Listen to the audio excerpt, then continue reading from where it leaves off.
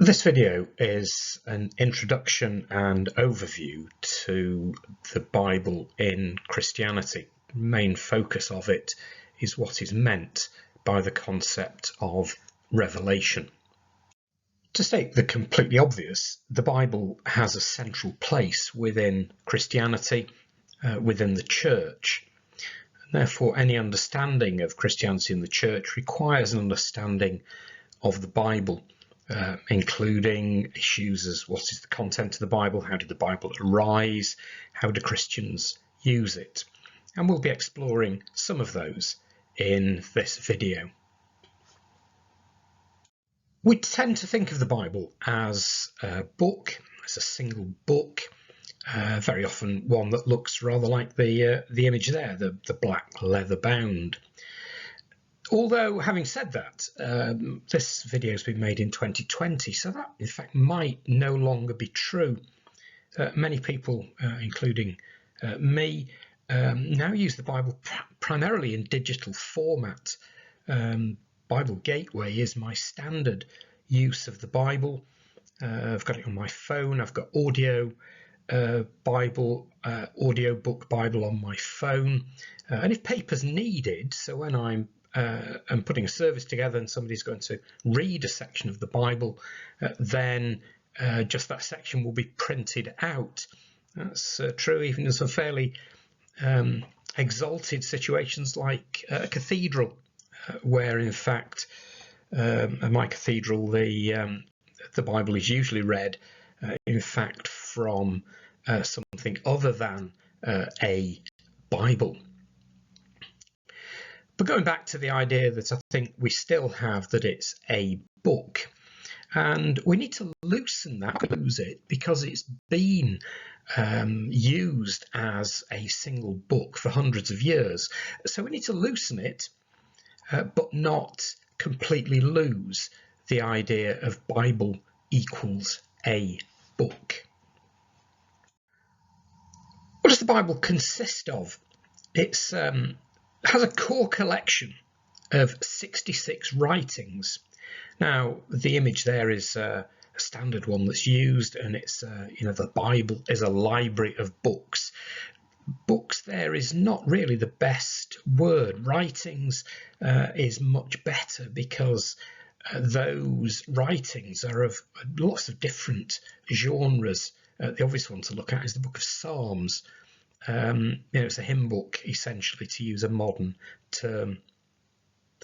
Anyway, these 66 writings in that image there are accepted as canonical, in other words, authoritative by all Christian traditions. And for the last 500 years, since the advent of printing, it's been common to bind these together as a single book. So look at that, just a couple of references to language. The Old Testament writings written originally in, I'm just going to use the generic term, Hebrew. Technically that's not quite correct, but let's just stay with the simple. The Old Testament was written in Hebrew, and then the New Testament was written originally in Greek, and the whole lot was written in Greek. We now come on to a bit more nuance to the idea of what's the content of the Bible, because we've got this collection of writings known as the Apocrypha, which sit in addition to this common core of 66. Now, the content of the Apocrypha, or whether in fact it's there at all, varies between traditions. So therefore the Protestant traditions do not accept any of the Apocrypha as canonical. So therefore, if you just go and buy a standard Bible in UK, you're going to find that it will just be those 66 writings. If you've got a Bible that includes the Apocrypha, then it will have that written on the cover, as in this example here of this NRSV translation, which includes the Apocrypha. What the Apocrypha consists of depends on which tradition you're in. They're just listed here. so you need to just stop the video and have a read of them. I want to look now at the formation of the canon, not in the sense of the choosing of which writings were going to be included, but at the very practical level of how were those writings produced. Writings in the ancient world were not produced as they are now. These days, if we want to write something, we personally write it either by hand or using a computer. In the ancient world, that is not how it was done. You had a scribe, and the person who was determining the content would, well, dictate or potentially just wander around the room talking, or maybe the scribe was sitting listening to them teach. The important thing is that it's not what we would count as the author of that particular text who is doing the actual putting the ink on paper, or ink on papyrus, or whatever it was on. So Paul, for example, we've got some of his letters were written in prison. So I've got this illustration there. There's Paul sitting in his prison cell and the scribe sitting outside. Paul is talking, the scribe's writing. Same with those Old Testament prophets. Again, the prophet would have spoken or would have been teaching, and the scribe would write it down. It's also important to remember that these writings that we've now got in the Bible, whether Jewish or Christian, they were not produced by people who thought that they were writing another book to go in the Bible. What you had was people working within the Jewish tradition, later within the Christian tradition, and they were just simply producing material, whether it was in spoken form, this is particularly true in the Old Testament, or in written form, for example, the letters of Paul. And they were writing those for a particular purpose, to be used in their specific community of believers for the issues they faced at the time. There's a huge element, therefore, in the selection process, which is very pragmatic. You could look at it even in evolutionary terms.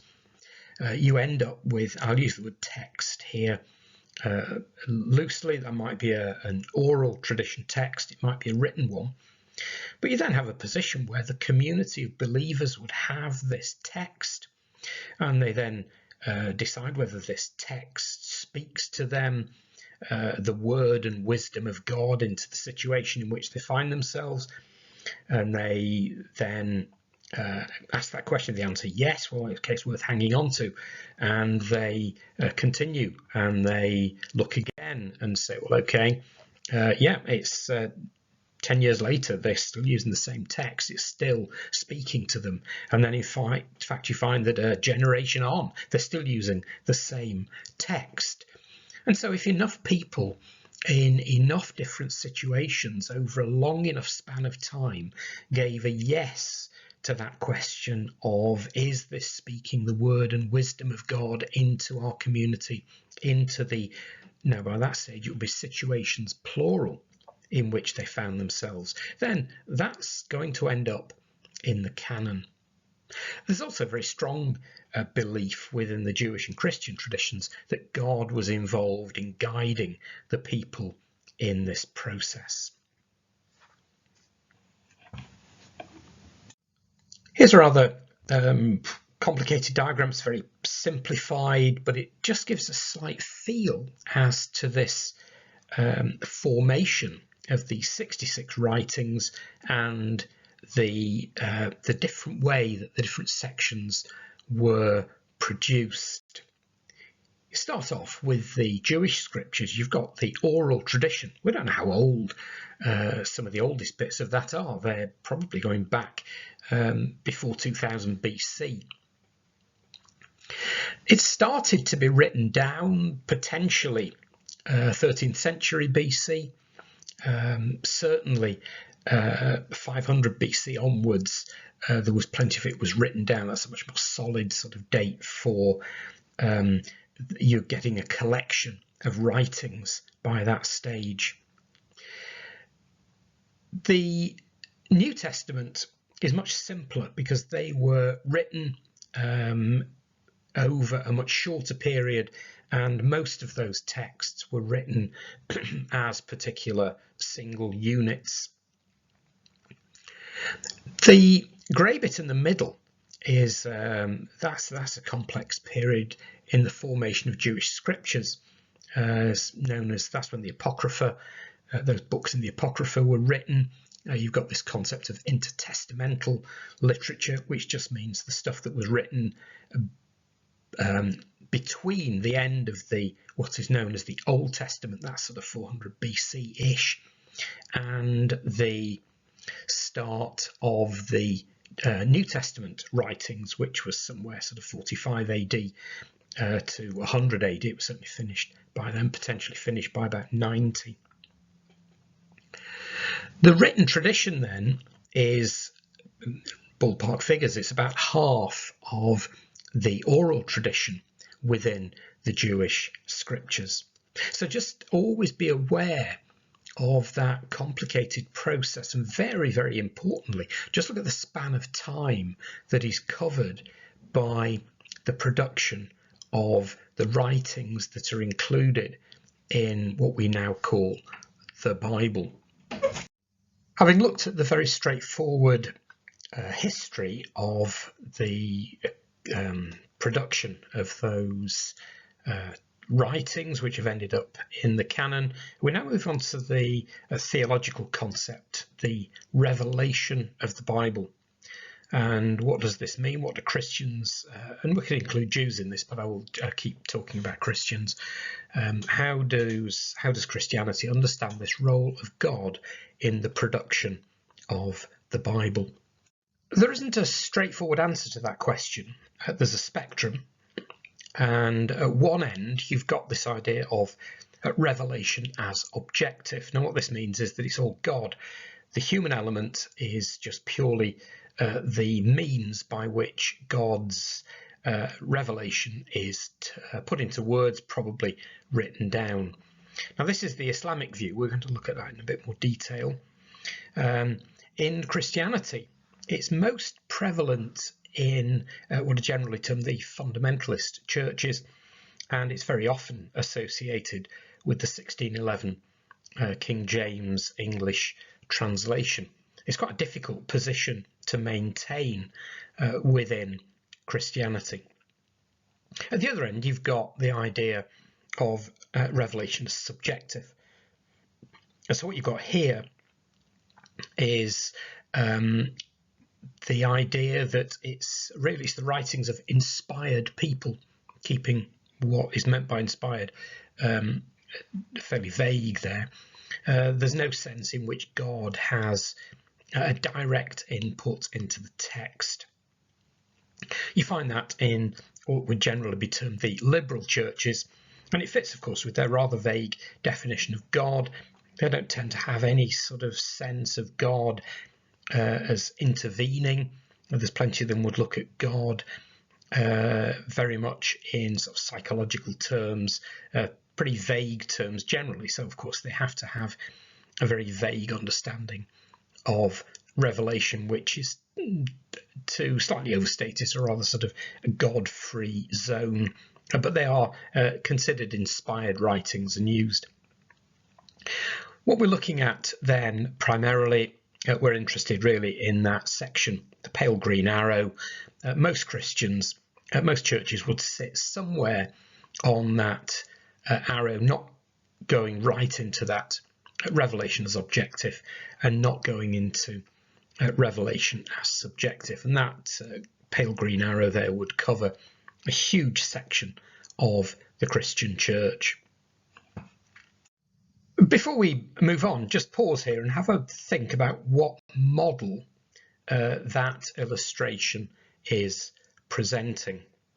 It's Moses and the Ten Commandments, if you don't recognize it. We're now going to do a digression into Islam, because in looking at the way that Islam understands revelation, we can see the quite significant difference in a Christian doctrine of revelation. Here is the Islamic doctrine of revelation, which is at the very objective end of the spectrum. We start with God. And how did God reveal? Well, God revealed within an Islamic understanding by sending down to Muhammad, so 632 AD here, he sent down through the angel Jibreel, and he sent down the words of the Quran in Arabic. Started in 610 AD and revealed over the next 22 years, 5 months of 14 days. Muhammad then recited. What did Muhammad recite? Muhammad recited the words of the Quran in Arabic. Muhammad's followers then remembered and wrote down the words of the Quran in Arabic. After the death of Muhammad, then 632, all these were collected together and they were written down and understood within Islam as the words of the Quran in Arabic. You go and buy a Quran today, and what you are buying then, the words of the Quran in Arabic. And pretty central to that doctrine is this one here, that you've got the Quran, and it's these words in Arabic. You can define it down to the letters. It's 323,015 Arabic letters. And that Islamic doctrine of revelation would have an understanding that said that those words that were given to Muhammad and Muhammad recited are exactly the same words as you would find in a Quran you buy today. How precisely? Well, to the Arabic letter. Looking now at the Christian doctrine of revelation, far more complicated, far more nuanced, far more open to interpretation. And you start with God again, and I've got an image here of God, a cloud. We don't know what God looks like. Face, God is personal. Smiley face, God is omnibenevolent. And God reveals, God communicates himself to people.